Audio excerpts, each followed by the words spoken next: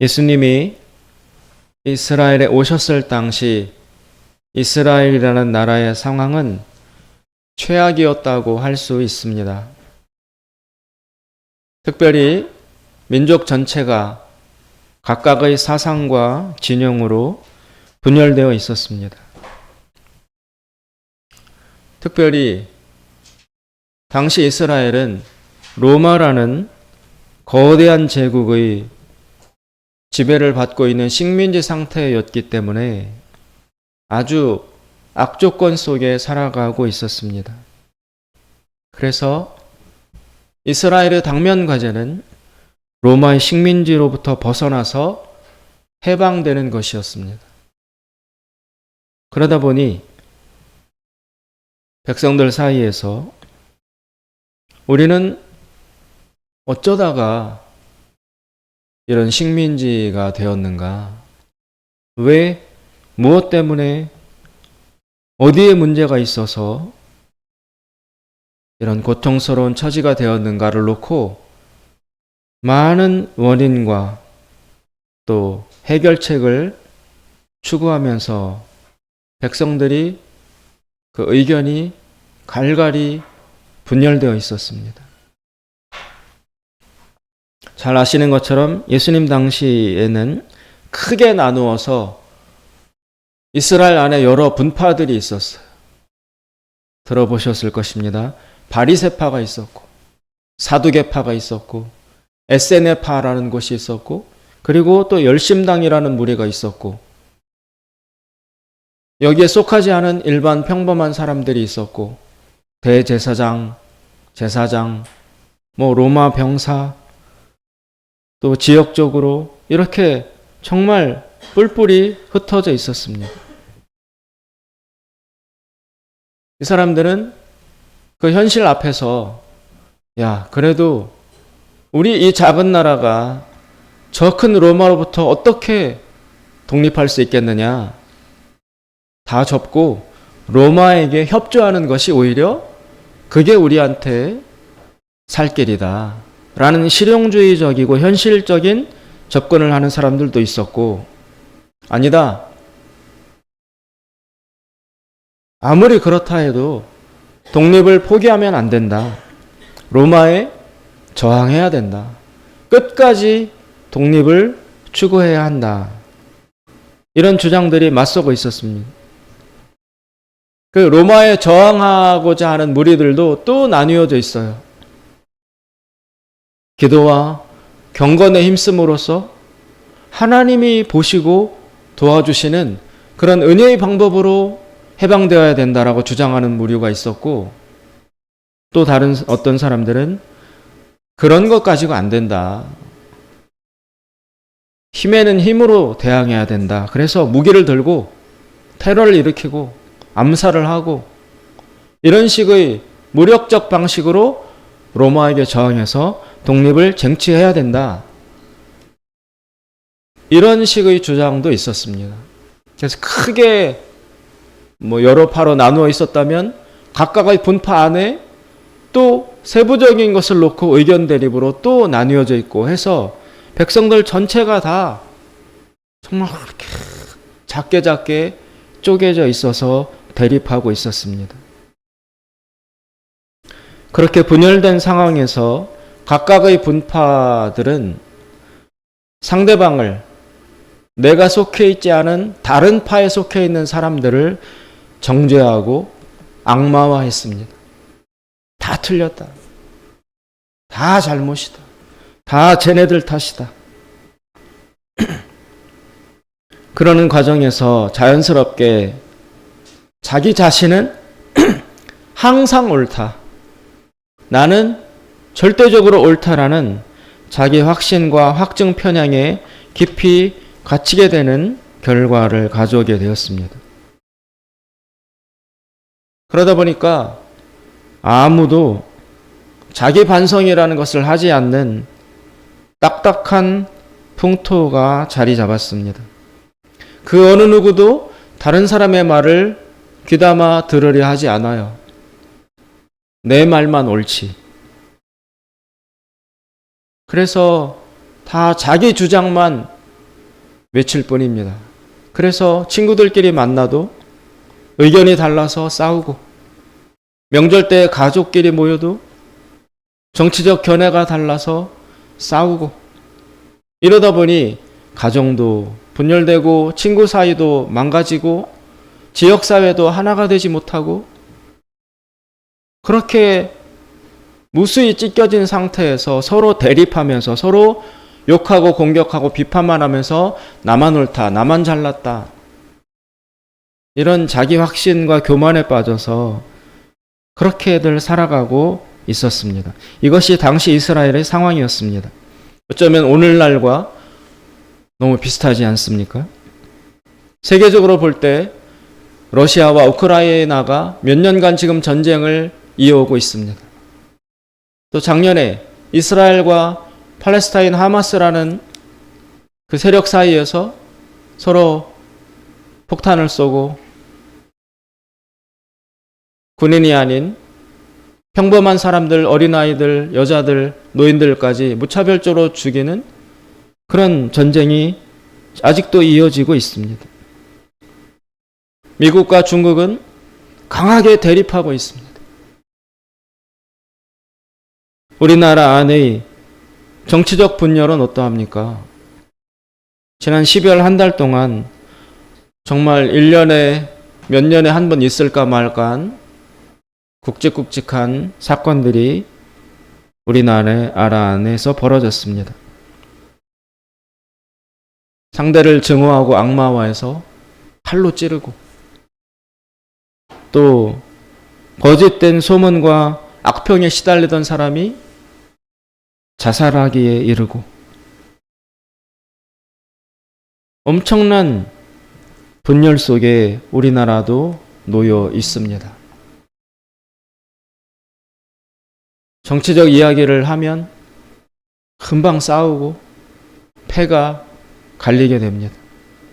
그리고 서로 나뉘어진 쪽에 속해서 상대를 어떻게든 악하게, 나쁜 놈으로, 악마로 만들어서 저쪽은 아예 싹수 자체가 없어, 다 틀렸어, 다 나쁜 놈이야, 그러면서 귀담아 들으려 하지도 않고 만나려 하지도 않고 언론과 모든 것들을 동원해서 상대를 죽이려고 혈안이 되어 있습니다.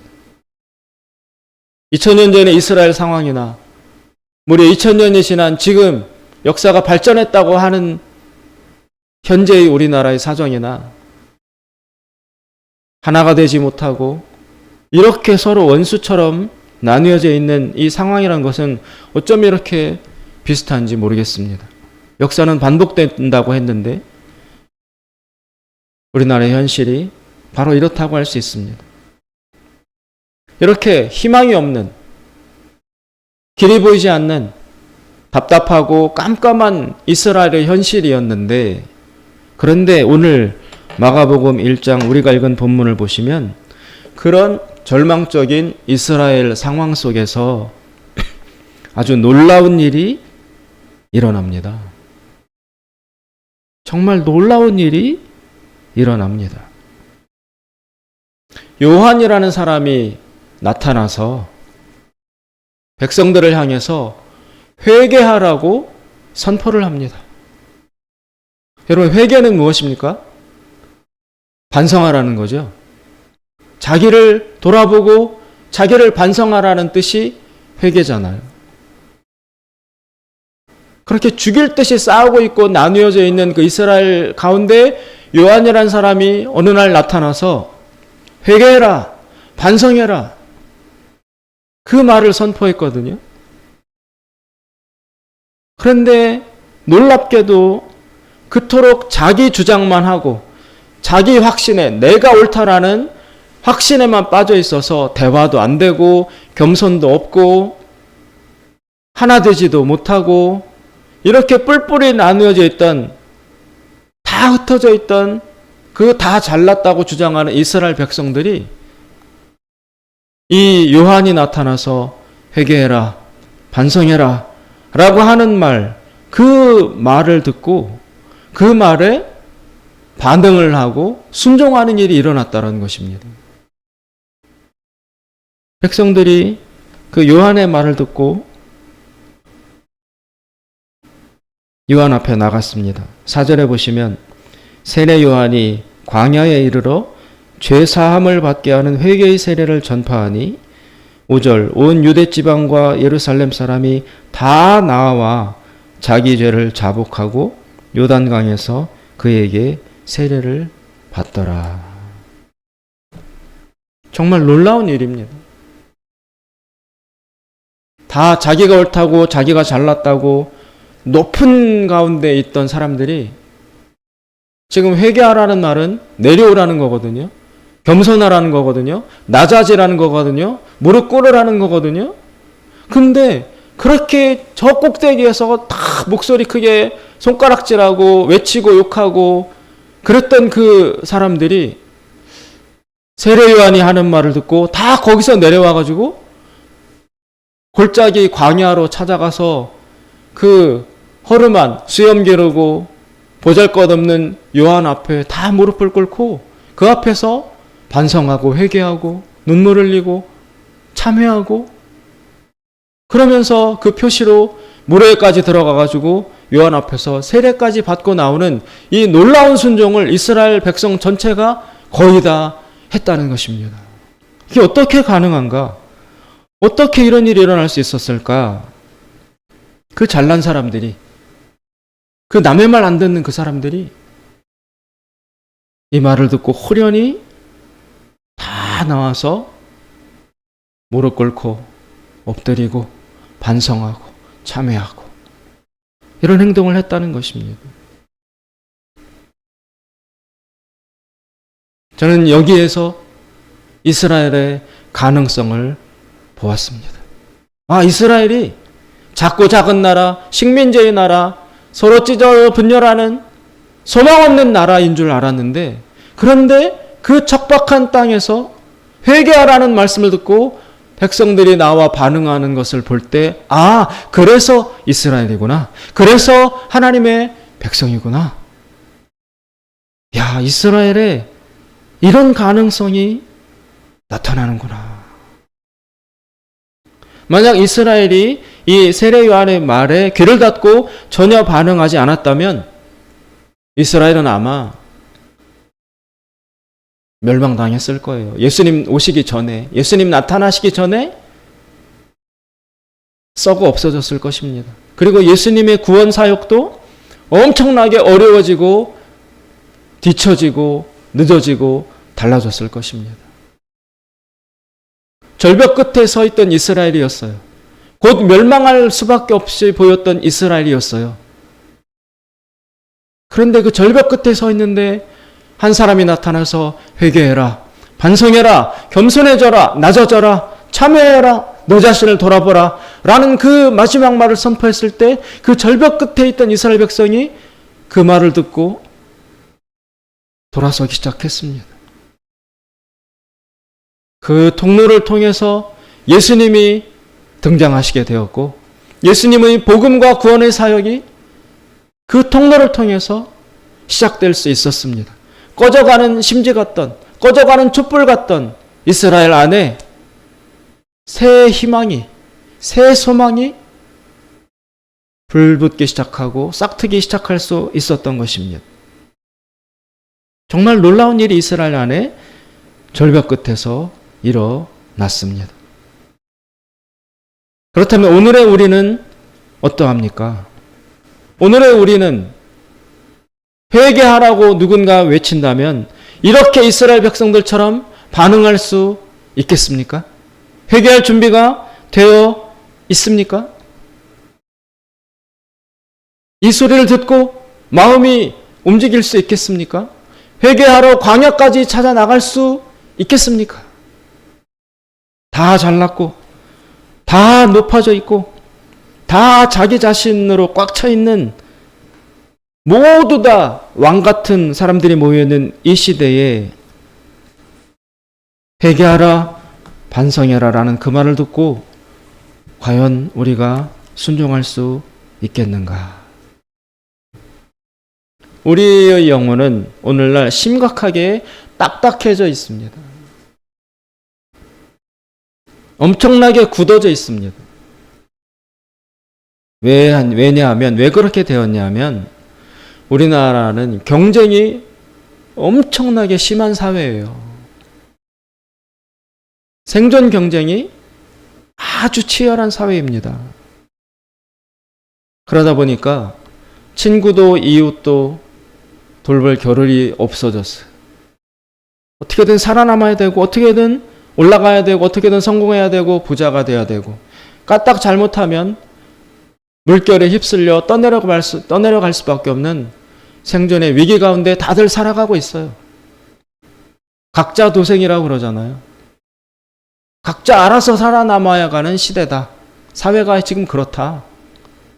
뭐 하나 실수하면, 어쩌다가 중병에 걸리면, 어쩌다가 회사에서 나오게 되면 그 길로 급물결에 확 휩쓸려서 떠내려갈 수밖에 없는 사회다. 그러니 악착같이 붙어 있어야 된다. 내 거 절대 놓치면 안 된다. 어른도 아이도 학생들도 수능이나 입시, 경쟁, 시험 성적에 내몰려서 참 아이들 마음이 많이 상처를 입고 있는 그런 시대입니다. 이런 경쟁 속에 있다 보니까 나의 존재를 부정하는 그런 부정의 언어 환경 앞에 사람들이 다 놓여져 있습니다. 다 나를 비판하고 나를 깎아내리려 하고 나를 부정하려 하는 그런 세력들 속에 살아가니까 그 앞에서 살아남기 위해서 우리는 발버둥 쳐야만 합니다. 자기를 긍정하기 위해서 목숨 걸고 자아를 붙들고 있어야 하는 것이 현실입니다. 그러다 보니까 모두 다 피해자이면서 동시에 공격자예요. 저 사람이 공격을 나도 방어해야 되지만 나도 저 사람을 은연중에 공격을 해야 살아갈 수 있는 사회 속에 놓여있기 때문에 나도 못지않은 공격자예요. 나도 누구 못지않은 이기주의자인 거예요. 나도 누구 못지않은 날카로운 말을 하고 표정을 하고 행동을 하는 뭐가 나 있는 뾰족뾰족한 그런 사람이 되어 있는 거예요. 저 사람도 그렇고 모두들. 그러다 보니까 그 사이에서 살아남으려고 발버둥 치다 보니까 자기 자신을 꽉 붙들 수밖에 없어요. 나를 방어할 수밖에 없어요.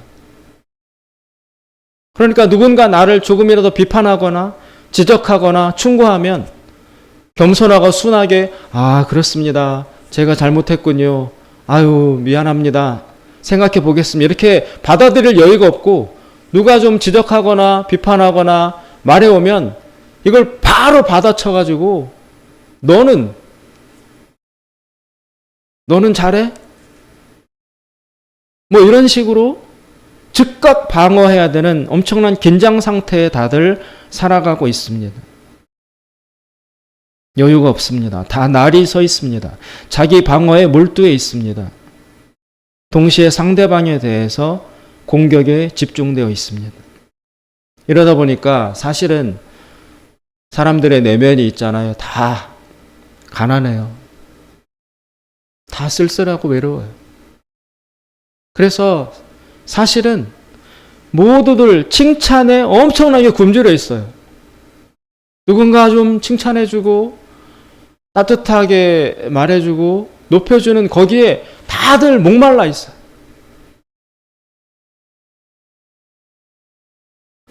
어떤 책의 제목이 있습니다. 유명하죠? 칭찬은 고래도 춤추게 한다. 칭찬해주면 고래도 막 춤을 춘다는 거예요. 그런 책이 왜 나왔을까요? 사람들이 얼마나 따뜻한 칭찬 한마디에 굶주린 채 살아가고 있으면 그런 책이 나오겠습니까? 너무 비판이 많으니까, 너무 공격과 정죄와 판단이 지적하는 것들이 너무 많이 들리니까 우리 사회는 칭찬이 메말라 있다. 좀 칭찬 좀 해주자. 인정 좀 해주자. 다른 사람 좀 높여주자. 이런 여유를 갖자는 뜻에서 그런 책까지 나올 정도가 되었습니다. 학생들은 성적으로, 어른들은 능력으로, 또 성격 탓으로, 외모로, 실력으로, 재산으로, 건강으로 항상 비교당하고 항상 그런 것에 예민하게 시달리고 있는 사회가 되었습니다. 그러다 보니까 다들 자기 반성을 할 여유가 없어요. 좀 마음이 여유 있고 푸근해야 혹시 내가 잘못은 아닐까? 진짜 나한테 문제가 있는 건 아니야? 내가 좀 더 겸손해져야 되는 것 아닌가? 나라고 다 옳은가? 이런 생각을 좀 차분히 할 수 있어야 되는데 경쟁 속에 살아남기 위해서 나는 항상 옳아. 나는 틀리지 않았어. 나는 잘하고 있어. 이렇게 자기를 붙들어 매야 되는 그 강박에 시달리다 보니까 자기를 인정하고 자기를 반성하고 회개하는 그 자세와 시간을 갖기에 너무나 불가능한 그런 딱딱한 가슴들이 되어 있다는 것입니다. 그러다 보니까 이 시대에 누가 회개를 촉구하며 또 누가 그 회개하라는 말에 반응을 할 수 있겠습니까? 이 시대에 누가 죄의 문제로 고민합니까? 예전에 우리가 처음 하나님을 만날 때, 처음 교회 나올 때, 처음 복음을 듣고 거듭날 때, 그때는 우리는 죄에 대해서 굉장히 예민했었어요. 내 자신의 죄에 대해서 한없이 부끄러워하는 순수한 마음이 있었어요. 그래서 예수님이 나를 위해서 십자가에 죽으셨다라는 그 말을 듣고 너무 고마워서, 너무 감사해서 벌레만도 못한 나를 위해서 예수님이 대신 죽으셨다니 그게 너무 감사하고 고마워서 밤새도록 울면서 회개하고 기도하고 하나님께 감사하고 금식하고 그렇게 몇 달 며칠을 보내고 난 다음날 아침 저 마당이나 정원이나 숲에 나갔을 때 여러분 새들이 안녕 안녕 인사하고 풀들이 막 웃고 노래 부르고 모든 자연 만물이 새롭게 되어서 나를 사랑하고 환영해주고 박수 쳐주며 축하한다. 너 새 사람 된 것, 하나님 자녀 된 것, 거듭나게 된 것, 죄에서 벗어나 용서받고 새 사람 된 것 축하한다라고 자연들이 우리에게 여러분 얼마나 축하해주는 그런 날이 있었습니까?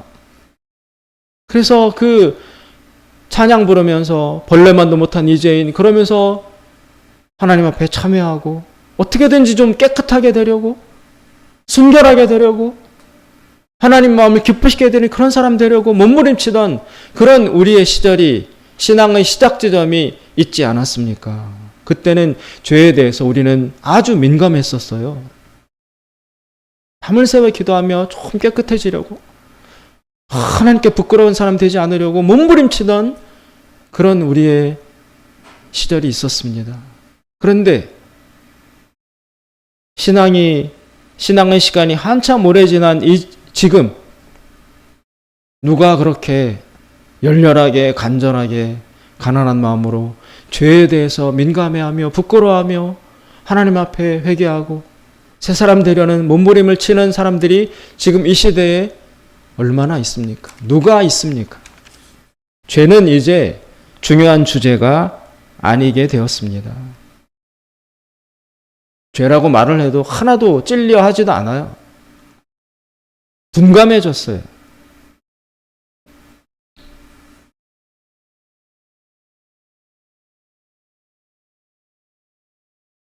이 시대는 회개하라는 말도 없고 설사 그런 말을 한다 해도 듣고 순종하는 자도 없는 시대가 되었습니다.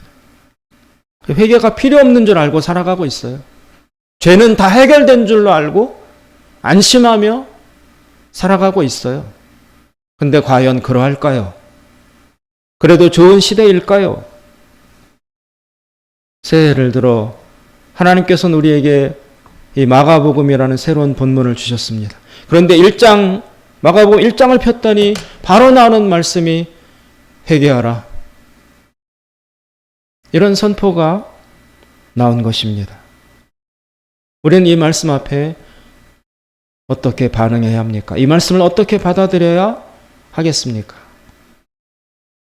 이스라엘 백성은 세례요한이 회개하라는 말씀을 듣고 절벽 끝에 있다가 그 마지막 말을 듣고 순종해서 회개의 자리로 나갔습니다.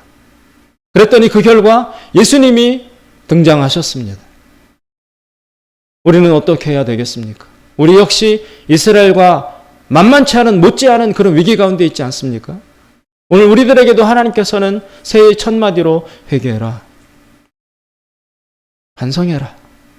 너 자신을 돌아보아라 라고 말씀을 주고 계십니다. 우리는 이 하나님의 부르심 앞에서 어떤 반응을 해야 하겠습니까? 오늘 본문에는 아주 무서운 점이 한 가지가 더 나오고 있습니다. 아까는 이스라엘이 그 와중에 회개했다는 놀라운 사실을 보았고, 이번 두 번째로는 아주 무서운 사실이 나오고 있는데, 그것이 무엇이냐면 세례요한이 회개하라고 외치는 그 소리에 예수님이 그 소리를 듣고 회개의 자리에 나아갔다는 거예요. 예수님은 하나님의 아들로 죄가 없는 분이에요. 절대적으로 죄 없는 분입니다. 그런데 세례요한이 회개하라는 그 외침소리를 듣고 회개할 필요가 없는 예수님이 세례요한 앞에 나아가서 무릎을 꿇고 물에 들어가서 그 회개의 세례를 받고 나옵니다. 여러분, 예수님께서도 회개하라는 말에 순종하셨다면 우리는 일러 무엇하겠습니까? 회개할 필요가 없는 예수님도 회개하라는 세례요한의 외침을 듣고 그 말씀에 순종하여 나아가서 무릎을 꿇었다면 우리 같은 이 평범한 사람들은 회개하라는 말씀 앞에 어떤 반응을 보여야 마땅하겠습니까? 하나님이 보실 때 당시 이스라엘은 그 무엇보다도 복음을 받아들이기 전에 가장 먼저 회개할 필요가 절박하게 있었다는 사실이 드러나고 있습니다. 예수님조차도 승인하신, 예수님조차도 인정하고 받아들이고 순응하셨던 그 회개를 우리는 거부할 것입니까? 그리고 거부해도 좋겠습니까? 우리들은 교회를 나오고 있고 기도하고 있고 주의를 지키고 있고 헌금하고 있고 교회 직분도 받고 있어서 괜찮은 줄로 압니다. 그러나 그 속에, 그 안에, 그 아래에 있는 우리 영혼의 실상은 어떻습니까? 실제로는 하나님과 많이 멀어져 있지 않습니까? 형식적인 종교 생활에 머물러 있지는 않는 것입니까? 빌립보서라는 서신에서 바울은 자기 제자 디모데를 일컬어서 이렇게 설명합니다. 다 자기 일을 구할 때 이 사람 디모데만큼은 그리스도의 일을 구하는 사람이다. 다 자기 일을 구해요. 자기 일을 추구해요. 그런데 디모데는 자기 자신이 아니라 그리스도의 일을 추구하는 사람이어서 바울이 이 디모데를 내가 나의 제자로 사용한다 라고 디모데를 설명하고 있습니다. 자기의 일이 아니라 그리스도의 일을 구하는 자가 하나님 앞에 필요합니다. 하나님은 이런 자를 찾고 계십니다. 이런 자를 부르고 계십니다. 그리고 우리에게 묻고 계십니다. 너는 너를 위해서 사느냐? 그리스도를 위해서 사느냐? 또한 로마서 14장 7절 8절에 보면 바울이 이런 말을 합니다. 로마서 14장 7절에 보면 우리 중에 누구든지 자기를 위하여 사는 자가 없다. 우리 중에 누구든지 자기를 위하여 사는 자가 없고,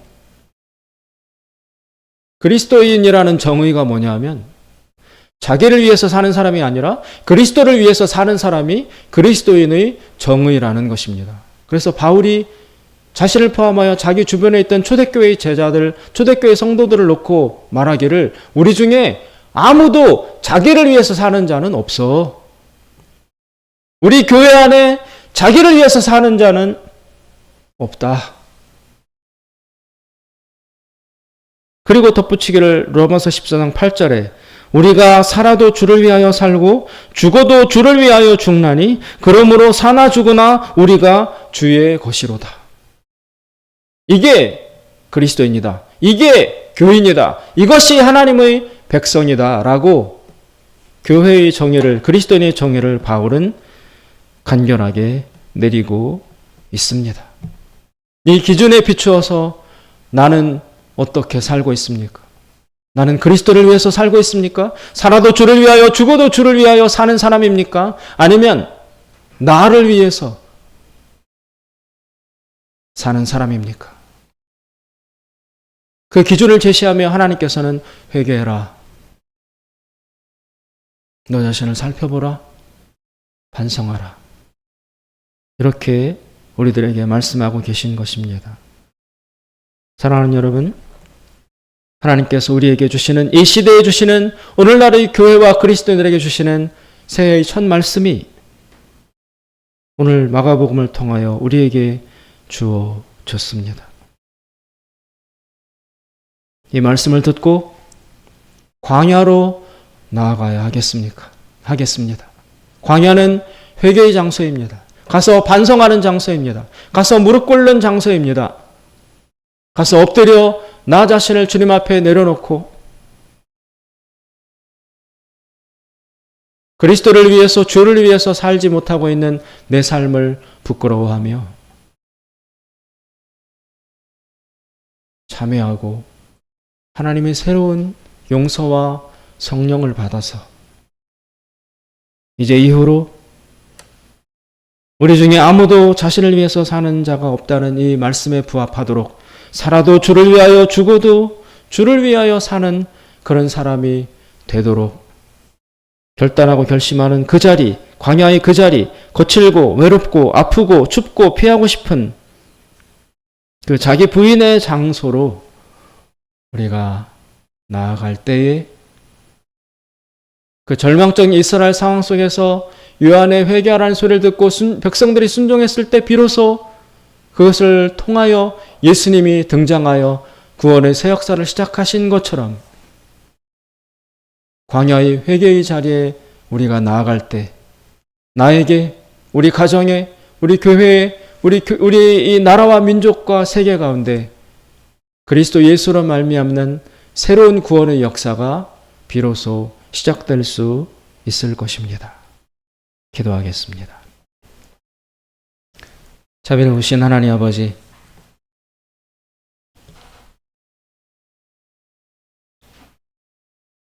광야의 척박한 그 회개의 자리로 나아가기를 원합니다. 그곳에 엎드려서 지금까지의 나의 삶이, 지금의 나의 생활이 나를 위해서 사는 삶인지, 나를 위해서, 나를 사랑하사 자기 몸 버리신 주님을 위해서 사는 삶인지 깊이 들여다보고 반성하여 우리 원래의 자리를 되찾을 수 있도록 하나님 저희를 도우시고 인도하여 주시옵소서. 예수님의 이름으로 기도드리옵나이다. 아멘. 다 같이